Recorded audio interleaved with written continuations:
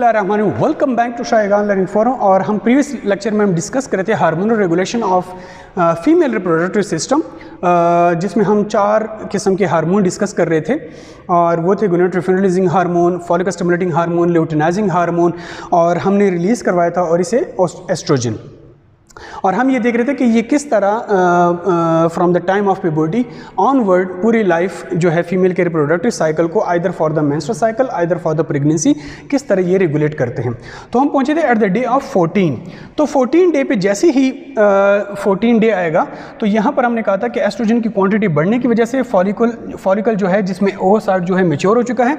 Now due to this यहाँ पर एक अनदर पॉजिटिव फीडबैक सिग्नल जाएगा पिट्यूटरी ग्लैंड को और वो रिलीज करेगा ल्यूटिनाइजिंग हार्मोन। तो यहाँ पर eight the day of 14 luteinizing hormone highest होगा। जैसे यहाँ ल्यूटिनाइजिंग हार्मोन रिलीज होगा इसके बेसिकली 2 फंक्शन होते हैं। एक फंक्शन ये होता है कि ये ल्यूटिनाइजिंग हार्मोन जो है ल्यूटिनाइजिंग हार्मोन ये इस फॉलिकल से एग की ओव्यूलेशन करवाएगा इनटू द फैलोपियन ट्यूब। तो यहाँ पर जो एग है एग से ये जो एग है ये ओव्यूलेट हो जाएगा। एग जैसे ही at the day of 14 ovulate होगा इनटू द फैलोपियन ट्यूब। तो यहाँ से एग जो है जो एग था वो फैलोपियन ट्यूब में आ जाएगा एट द डे ऑफ 14। यहाँ पर फैलोपियन ट्यूब में अब 2 किस्म के चांसेस हो सकते हैं।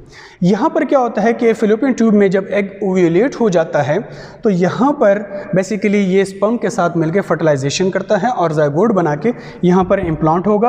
अगर ये स्पर्म के साथ फर्टिलाइज होगा जाइगोट बनेगा यहाँ पर इम्प्लांट होगा तो सक्सेसफुल प्रेगनेंसी के चांसेस होते हैं।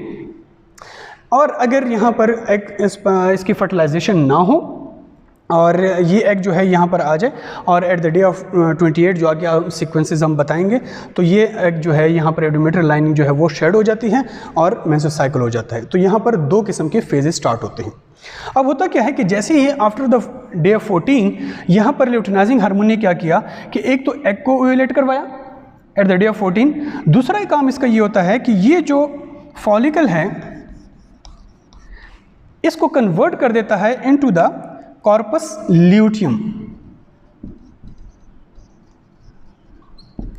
कॉर्पस ल्यूटियम क्योंकि इसमें अब एग ओवोसाइट नहीं है तो ये नॉन ओवोसाइट फॉलिकल जो है इसको कन्वर्ट कर देता है into the corpus luteum and also stimulate. ये ल्यूटिनाइजिंग हार्मोन इसको कॉर्पस ल्यूटियम में कन्वर्ट करेगा और साथ में इसको स्टिमुलेट करेगा to produce another hormones that is progesterone, estrogen और इनहिबिन। तो होगा क्या कि जैसे ही 14 से 21 डेज की तरफ हम जाएंगे तो ये कॉर्पस ल्यूटियम ये 3 हार्मोन्स रिलीज करना शुरू कर दे, प्रोजेस्टेरॉन, एस्ट्रोजन, इनहिबिन। प्रोजेस्टेरॉन जो है इसका ये फीमेल की बॉडी को प्रेगनेंसी के लिए तैयार करता है, रेडी करता है। कैसे? क्योंकि इसका काम ये होता है कि ये जाके जो एंडोमेट्रियल लाइनिंग है इसमें ब्लड वेसल्स की प्रोडक्शन करता है। जैसे ही इसकी ब्लड वेसल्स की प्रोडक्शन करता है तो ये एंडोमेट्रियल लाइनिंग जो है ये पूरी तरह प्रिपेयर हो जाती है for the implantation of this zygote for the successful pregnancy. तो ये जैसे ही कॉर्पस ल्यूटियम जैसे हम डे 21 से 28 की तरफ जाएंगे अब यहाँ पर गोनाडोट्रोपिन रिलीजिंग हार्मोन जो हैं वो कम होना शुरू हो जाएंगे।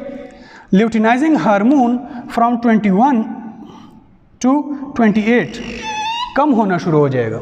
उसकी वजह यह है क्योंकि यहाँ पर जो कॉर्पस ल्यूटियम है अब 21 से 28 डे के दौरान ये डिग्रेड होना शुरू हो जाता है। जब कॉर्पस ल्यूटियम जैसे ल्यूटिनाइजिंग हार्मोन कम होना शुरू होगा कॉर्पस ल्यूटियम डिग्रेड होना शुरू हो जाता है जिसकी वजह से जो प्रोजेस्टेरॉन है उसकी क्वांटिटी कम होना शुरू हो जाएगी।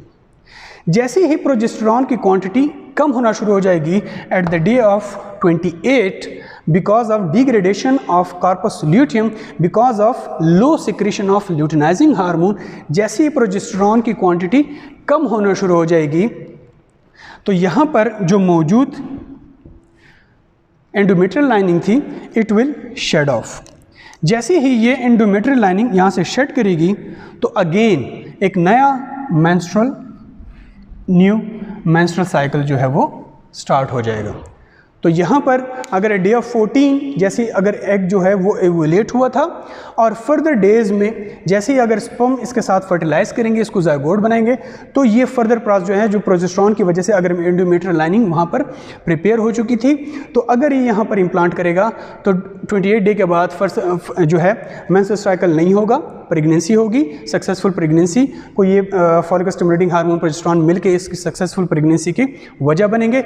लेकिन अगर यहाँ पर एट द डे ऑफ 14 ओवेलेट होने के बाद ये एग यहाँ पर पहुँचता है और 21 टू 28 डे तक जो है स्पर्म की फर्टिलाइजेशन नहीं होती, तो यहाँ पर क्या होता है कि कार्पस ल्यूटियम जो है वो ऑटोमेटिकली डिग्रेड होना शुरू हो जाता है, जिसकी वजह से ल्यूटिनाइजिंग हार्मोन कम सीक्रेट होता है, ऑटोमेटिकली प्रोजेस्टेरोन जो है वो कम सीक्रेट होना शुरू हो जाते हैं। जैसे ही प्रोजेस्टेरोन कम सीक्रेट होना शुरू हो जाते हैं, अगेन जो फॉलिकल स्टिमुलेटिंग हार्मोन थे उनकी क्वांटिटी बढ़ना शुरू हो जाती है।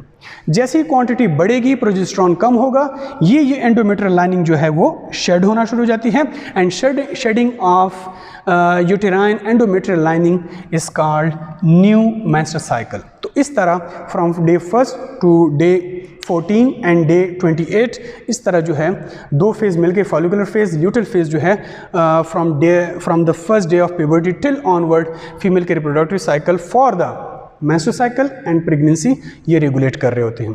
Thank you so much.